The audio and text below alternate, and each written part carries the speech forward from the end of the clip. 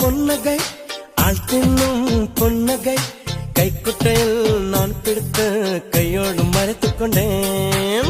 அச்சச்சோ புன்னகை அத்திப்பூ புன்னகை சிந்தாமல் சிதறாமல் முந்தானை ஏந்திக் கொண்டேன். உன் புன்னகை எனும் சாவியால் உன் புன்னகை எனும் சாவியால் என் காதல் திறந்து கொண்டேன்.